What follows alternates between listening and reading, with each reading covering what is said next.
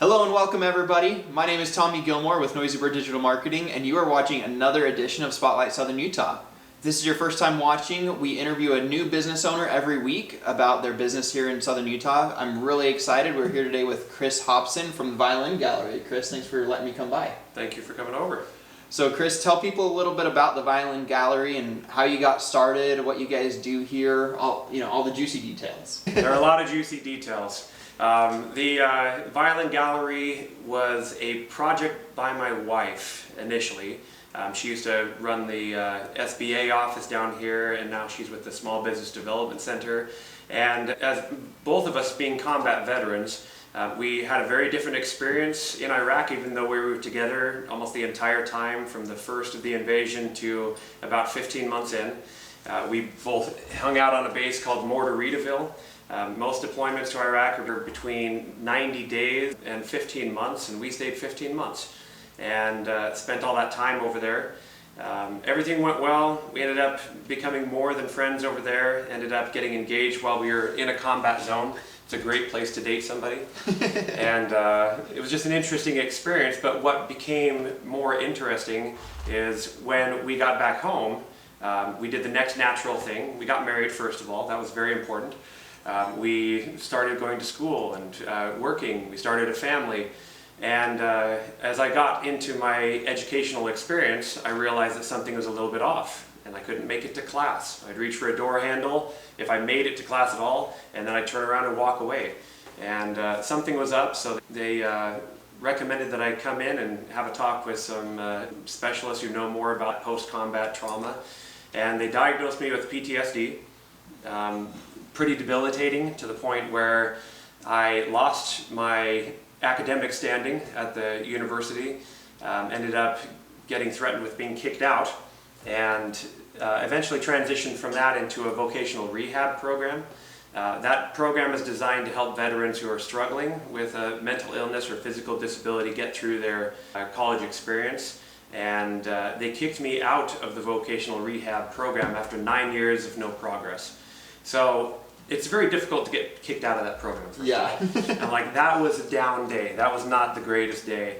And I walked around downtown Salt Lake City at that point and thought some not so nice things. And it was a pretty low day in my life. I walked into a violin shop of a maker named Peter Paul Preer, who passed away fairly recently. And he took me under his wing for a little bit, mentored me, got me back up on my feet, and interested ultimately in violin. And the way that that happened is I had played since I was a young kid. I started when I was almost 8 years old, got into Grandma's fruit cellar where she had all the canned peaches, and she did a lot of bottling and did jellies and jams and all these fun things. And she was watching us one day. I was down in the basement, got into the cellar, and there was this old violin on the shelf.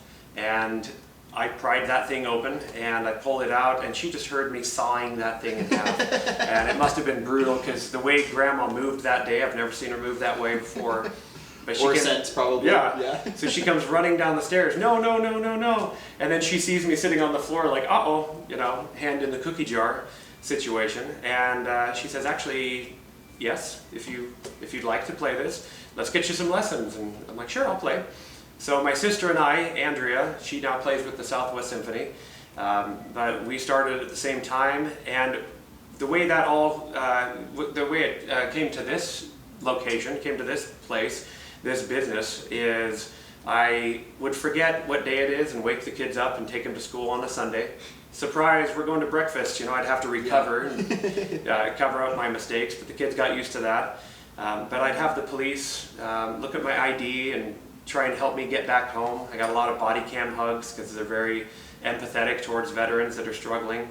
But they'd help me get back to my house. And one day my wife asked me, more or less with kind but sharp elbows, just kind of jabbed me. She's like, I'm just wondering, we were in the same guard towers, running from the same rockets and mortars. We saw the same things. We sat in those bunkers while we were getting shelled. And you have so much trouble making it back home or remembering specific things when it seems like you say you didn't do that before. What is the difference now? What do you think it is? And why is it that you can't find your house, but you can play 45 minutes of Bach or some violin concerto from memory without but you can't find your house. Yeah. Why is it you can do that, but you can't do this? And we thought about that, and we figured that maybe it's a different part of the brain. Maybe it's that creative part was not affected so much as a different part of it. Brains are very complex, and everybody reacts differently. I bomb out of school, get put into a program for 9 years, and I never graduate. Jackie went to school, went from no degree to master's in 3 years, valedictorian, perfect grades, total rock star, and she still is. So that was frustrating for me. Most people think that, oh, you're both veterans, that must make it easy for you. And I think it's more of a point of contention because it is confusing even to us.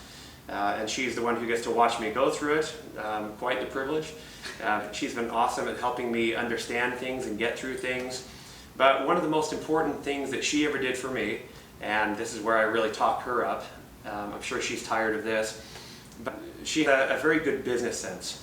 And she understands that when a person, kind of like the Viktor Frankl quote, where he says the only thing that a man, and I'll add a woman, needs in life is a sense of purpose. If you give someone a sense of purpose, they can find happiness. And I was staying home, I was taking care of the kids. I am a good cook and I can take care of the children and I have a lot of fun, but I felt like I wanted to do more with my life than what I was currently doing. I didn't expect to have to pivot. I was forced to, because my mental capacity to do things had changed so drastically that I was forced into a corner. It was a great corner, and I had a bunch of kids with diapers on, running around with it, and I had a good time, but I still had something I felt I needed to do. So she said, well, why don't you open a violin shop? Because I'd been hanging out at Preer's violin shop, took some courses from him, started learning how to repair and restore instruments, and I really enjoyed it. And quite often you'll find me, this is a customer's violin right now that's a family heirloom. Not a ton of value, but it's important to them, so I want to do it right. But I found joy in just bringing these things back to life. And more than anything, it was the happiness on the other side, but while I'm doing it, all of that noise that's typically around a veteran with PTSD, the hyper-awareness, hyper-vigilance, never enjoying the moment because they're so anxious, because they're thinking about the room and who's coming in the door and all of these exterior influences that affect how they perceive a situation, that I wasn't really enjoying myself. But when I'm working on a violin, all of it goes away. There's a single laser-focused point when I'm doing that, and that calms the PTSD. I've walked around with service dogs for over 12 years. I've been 9 times inpatient in a psychiatric hospital, been on medications for about 15 out of the last 20 years. One day I walked into my therapist and I was doing better. I was gearing up to open a shop finally. I said no at first. I'm like, no, I don't think I want to open one. I'm not ready. But I had weaned myself off the medication I was on for the 9th and final time, allowing me to feel the full range of emotions once again. I had more coping skills. That's not advisable to do that unless you feel that you're very confident in coping with things and have good safety nets and plans in place, which I did. But I got off medication. I transferred my service dog, which is kind of like giving your own arm to someone. You get so used to having this guy by your side. So Trapper is up in Wyoming serving another veteran right now. But since I stopped taking him places, I wanted him to fulfill his purpose. I could sense a little anxiety when I left him home. You know, he was by the door waiting for me to come home all the time. And I gave him to another veteran so he could get out of his house. And in front of my therapist one day, I pulled my dog tags out, and I have 2 of them on, but I took the tag off that you take off when a soldier passes in the field, and you identify the body with it. And I said, Chris is gone. We've been trying to bring him back for 15 years, but I am so different. I don't like the same food, I don't hang out with the same friends, I don't have the same hobbies, I don't have the same trajectory in life. Everything has changed. It's as if this line that I was on is very straight and linear. I know what's happening. It's shattered somewhere. And suddenly I had to go on a different path that was running adjacent to it, but it's not the same path. I realized that, and this version of Chris is gone. Once I accepted that, then I said, you know, this is still good. I'm still here. But what I'm going to do is I'll mourn Chris. I talk about myself in the third person all the time. But I'll mourn Chris. I'll honor him by putting up pictures of myself all over the shop. Yep. I don't particularly love pictures of me, but they're all over.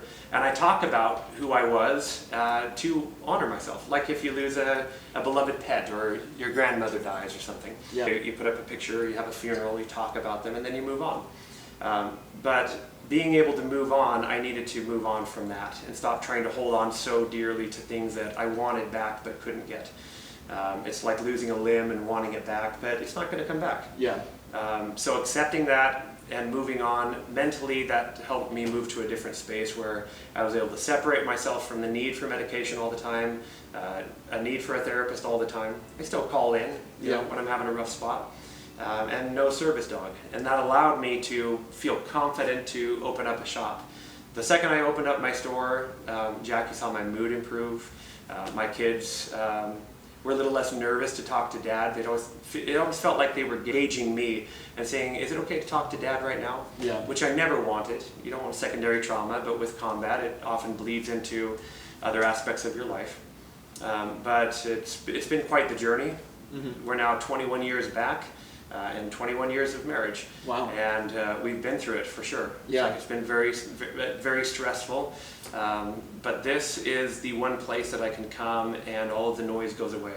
On my worst days, when I do not want to be in the shop, I always come because this is my #1 safety net. I can come here and even customers will come in and agree that the business has a good feeling in here. It's got a good vibe. It's a place of healing, good juju, good spirit. Everyone has a different word for it, but it's the same subject. They can feel what I've created with my wife to give me that purpose, like Viktor Frankl was saying, and I've found happiness in doing something that I have done my whole life already, very convenient, that was not affected by combat and trauma, and something that I can grow in confidence as I continue to take on more difficult projects and help more people, and I just enjoy being here.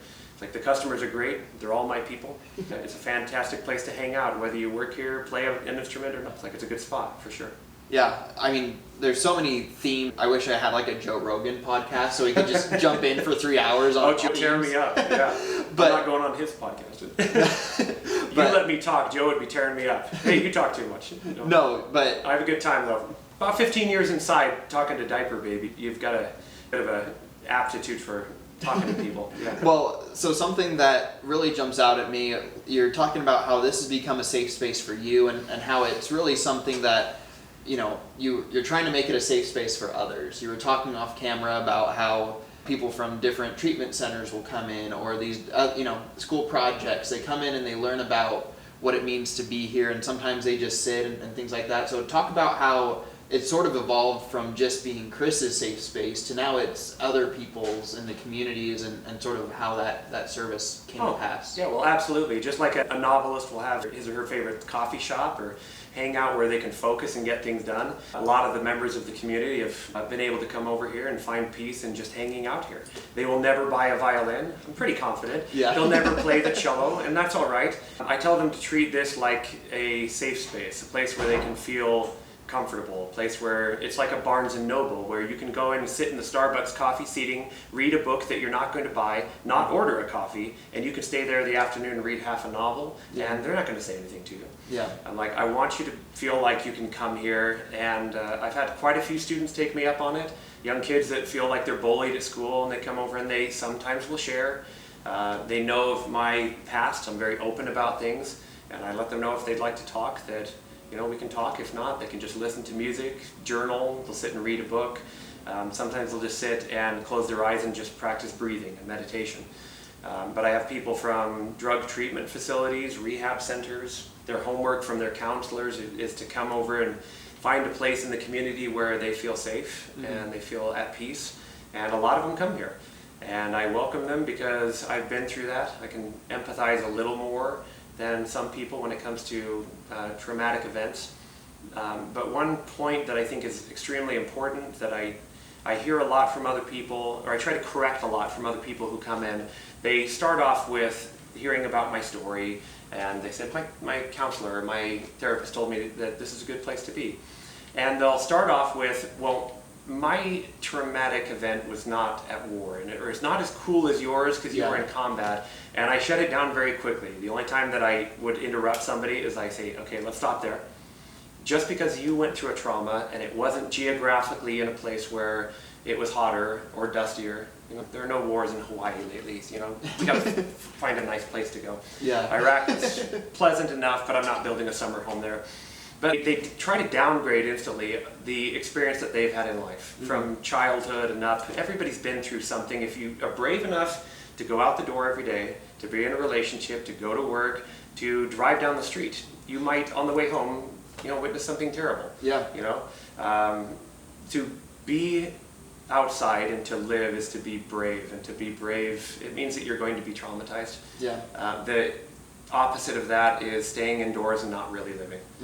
So I first acknowledge that their trauma is relevant and that it is not comparable, or it's not something you should compare to anybody else's. Yeah. Because if it's real to you and you saw a kitten get run over on the side of the road and you love kittens, that's going to be traumatizing. Yeah. And it can be just as debilitating every time you pass that spot on the road, every time you, you know, you see a, you know, an accident or anything like that.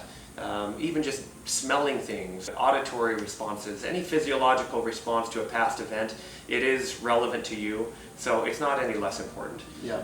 So at that point, they feel more open to talking about it. They'll talk to me about it, and sometimes I offer advice, sometimes I don't. Sometimes I'm just here to listen. I've become a very good listener, even though I talk a lot. When you ask me questions, you're getting the full thing. But I really enjoy that part of it because I like to help people understand that they're okay and they're brave and they're going outside. They're still doing their thing, whatever that is. But the one thing I do is that if you look around my shop, if you've ever been in here, there are anchors all over. You'll see them carved into the back of my violins. There's one right here. I wear this big fat anchor ring to remind myself to just hold on, because life is a storm and sometimes a single anchor is not enough.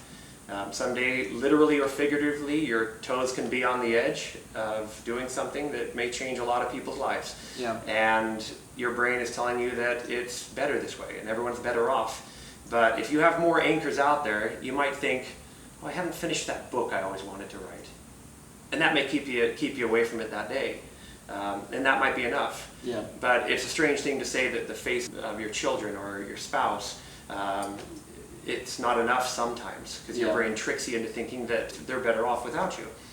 But since life is a storm and sometimes we're in a rowboat, it's okay to have big anchors out there, but I say have 2 or 3 others. Have your knitting or your corgi puppies or your paddleboarding or your motorcycle riding or your instrument playing. Play the tuba, play the bagpipes. It doesn't matter what you do, but pick something that when you do that one thing, you feel more like you than anything else that you do on this planet. Yeah. You know, when you go to that place, you're more inspired than anywhere in the world. I love the redwoods. I love bass fishing. I ride a motorcycle. I play all string instruments, and I have a bizarre collection of them on the wall here now, which is a new addition. My strings from around the world exhibits. Yeah. Definitely come by and see it if you haven't, guys. It's really cool. He was showing me before. But anchor yourself to something is the point. And it's okay to have 10 anchors on your little rowboat. But that's how I've held on. We've lost quite a few guys to their mental illness after we went to Iraq with them. We lost more at home than we did in combat. Yeah. And that's just a tough thing for me to swallow. And a lot of the veterans that were with us over there, they'll come and talk to me. They'll come to my shop for the first time, and they hear that I'm doing well, or they see an article. And I just try to encourage them to hold on. Life is a storm, so hold on. Yeah. I mean, what spoke to me was really that lesson in resilience, right? Like, even though, like you said, something that should, maybe I feel like shouldn't affect me, if it is affecting me, it doesn't mean it's less important, right? Like, if you're feeling affected by something, like you said, find an anchor, whether that's in a person or a hobby or whatever, but Lots of anchors. Find those things that make you feel like you. Yeah. And I love your lesson, and hey, I had to bury this sort of old part of me. I couldn't enjoy certain things anymore. I didn't feel like that person anymore. Yeah. And I think a lot of people, when we go through trauma, we feel that way. We change. Yeah. We see things differently. We can learn from it. Sometimes it is more debilitating, depending on the trauma, but we will go through it. And that is okay, and realizing that it's okay, and it's okay to talk about it and say, you know what, I'm having a hard time right now. Yep. And come hang out over here, and I'm like a jukebox. If you want AC/DC or Guns N' Roses, sure, we'll play that on the violin. It'll be very interesting. But something from Les Mis or a play or a church hymn, whatever brings you peace, let's do it. I enjoy helping people with that aspect as well. It's important. Yeah, it is fun. You guys can get a private concert. He's not kidding. I came in here about a month and a half ago just to see the shop and learn about you guys. And man, I mean, it was Pirates of the Caribbean was one song, and then it was something from the 1700s was the next song. So yeah, like, he's not kidding when he says that he can play anything if you give him 2 minutes or a quick listen. He's very talented. If I've heard it, I like to be able to play it for people. Yeah. And if I don't do a good job, come back. Give me a week and say, hey, I'm going to come back next week and bring a couple other friends. But yeah, I'm happy to show people things. It is amazing. This definitely is a place that, like you said, it's peaceful. It's somewhere that's really interesting, really cool. And I mean, you're obviously really great to talk to. So that it's always fun to come by. But the last question I had is, I know that your wife is very involved in the business side, and a lot of people that watch our other business owners, I think lessons in resilience are very important, but they might wonder, like, what does it take to start a business and things like that. So what advice have you gotten as far as being a business owner, or that sort of like changed your mindset on how to own a business? That's a tricky question, because it's not a one-size-fits-all. Not everyone's going to open a violin shop. And on a second note, not everyone is able to do something as a business that is their number one passion. I cry when I eat sushi, but I also cry when I play the violin. I wasn't going to be a sushi chef. That's fair. The music stuck, so I went with that. But the nice thing about it, my wife actually has begun helping out couples that are in a similar situation, where they have a disabled spouse or partner and they're trying to support them. It's actually called Support Hustle. And because a lot of people have this side hustle that they didn't necessarily want to do the thing that their wife or their husband was wanting to do. Yeah. Jackie doesn't know anything about the violin. She doesn't play any instruments. And she will be the first to tell you that she's not musical, but she's the #1 fan. She loves music, and I need an audience and some good feedback. And she'll tear me up if it's lousy, and she'll tell me if it's great. So she's been supportive that way. But just having a good partner, somebody that will support you through that, and also has the time to do that. Mm-hmm. Not every spouse should be your partner. Yeah. They say don't go into business with a family member. If you like your brother, don't open a shop. That's right. That type of thing, and I get where that comes from. But in this case, it just happened to be this anomaly where it worked out. But the #1 thing that she helped me out with is when I was so afraid of opening up a shop and taking the risk of adding all this inventory and bringing out my collection and things that I've made and repaired and making it my own. I was afraid that it wouldn't be accepted. I was afraid that I wasn't personally good enough.